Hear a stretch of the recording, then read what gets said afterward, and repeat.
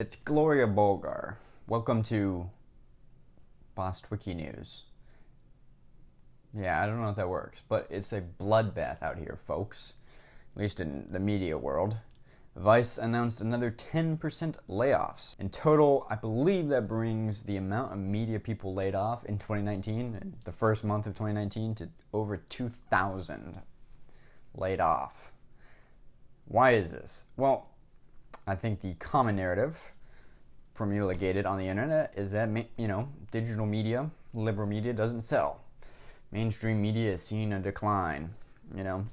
We're too smart for mainstream media, or whatever the commentary is. And I would like to offer an alternative narrative to perhaps some of the more provocative commentaries you're seeing about what's going on in media as someone who lives and works in New York City media.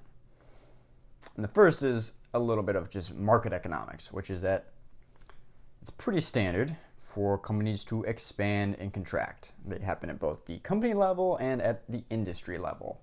Companies scale up, and then they cut people and make layoffs.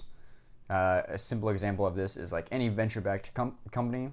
They get a lot of money, they grow and try to scale up, and then once they reach a certain scale and generate a certain amount of revenue, they then cut back to try to make a profit. So, what's happening? Well, that's just what's happening in media right now. You're seeing that happen in the individual companies, and you're seeing that happen writ large. And it's not, unique to media companies. I mean, Tesla is laying off people left and right. Tesla announced another 1,000 people layoffs. This is not media companies. You could say the same thing of Tesla. It's that Tesla is a venture-backed company. It grows to scale, hires a lot of people, and then needs to be profitable to its investors, and then lays off people to try to get profitability. So keep that in mind. It's more of a market forces element than liberal mainstream media, fake news doesn't sell, all these journalists are hacks. Whatever you may feel about that, and whatever may or may not be true about that, or the nuances of that, I think are less important than just basic economics. And as many, as much as many people may want to ignore basic economics, that's really at play. Now, why is Vice, why are these things all happening at once? Why is Vice now announcing 10% layoffs? It's because each company doesn't want to be the last one holding the egg, so to speak. And that a lot of these companies grew up in the same era, and they grew up under the same model, which was venture-backed capital. They're going to grow, they're going to scale up, they're going to do a lot of money in revenue, and then they're going to try to turn a profit. Now, as each of these companies realize they can't raise any more money and they need to start turning a profit, okay, we can't raise any more money, we have X amount of revenue, so let's say BuzzFeed did $300 million in revenue last year, and they can't raise any more money, so that's their revenue, but if their burn rate's above $300 million, let's say it's costing them $350 million a year, they need to get below, their operating costs. They need to get their operating costs below their revenue margins. And so you're seeing that across the board. You're seeing that with Huffington Post. You're seeing that with BuzzFeed. You're seeing that with Refinery 29.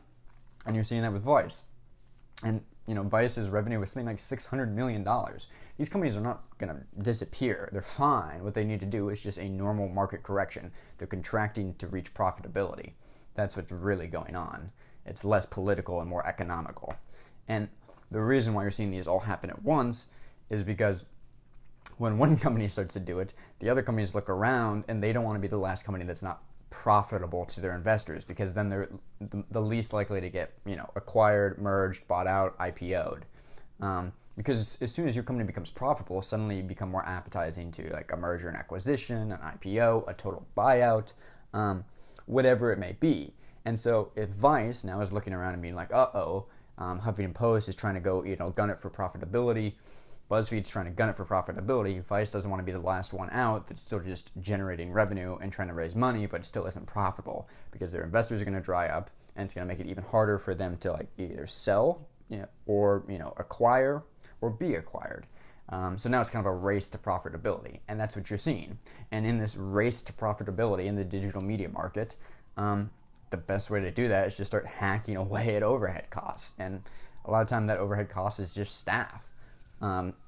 Staff is kind of the first thing that scales up. You hire a lot of people in companies, scale up, and then it's kind of the first thing to go when you try to scale down profitability.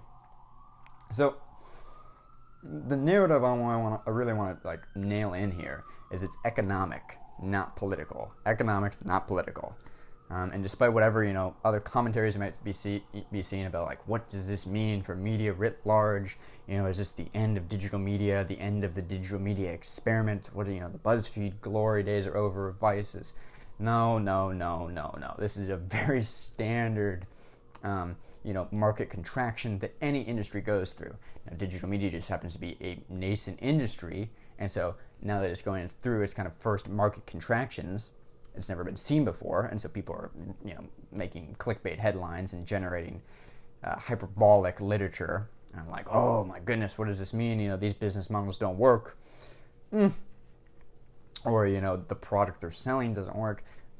Actually, no. I mean, BuzzFeed did $300 million in revenue. $300 million. Vice did $600 million in revenue. That's twice the size of BuzzFeed.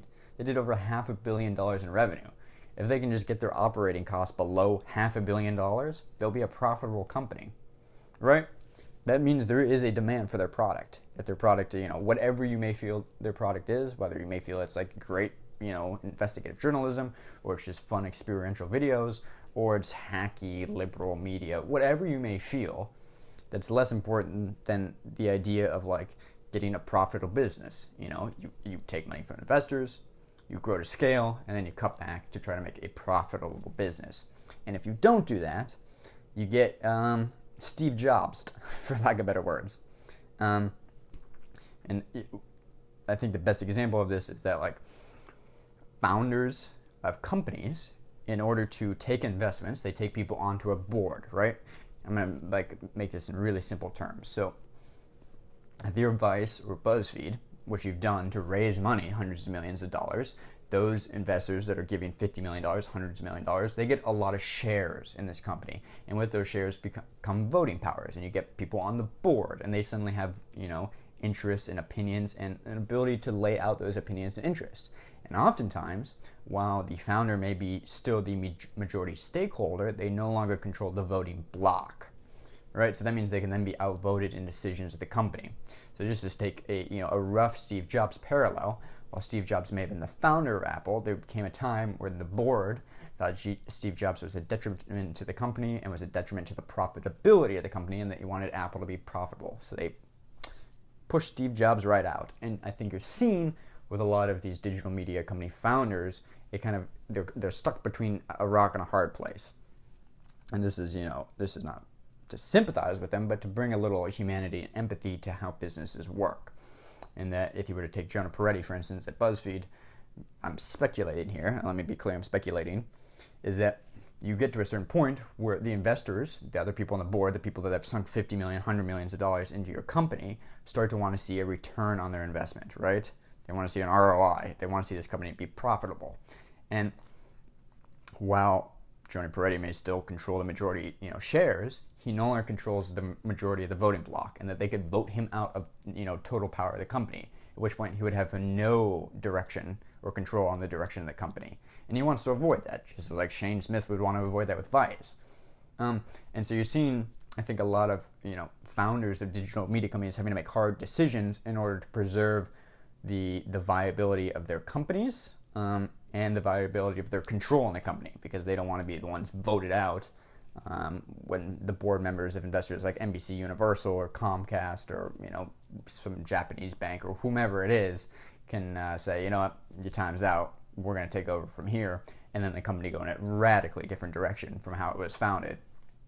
So hopefully that offers a better explanation and a more broader understanding of why you're seeing over 2,000 people being laid off in media in the first month of 2019, and that it's less political, it's more economical. But anyway, I'm just a guy. It's just a thought for the morning. If you want to watch another video, click here or there or wherever. And if you want me to talk about a topic, leave me a comment or a suggestion. And tell me why you subscribed. If you subscribe to this channel. Have a good one, guys.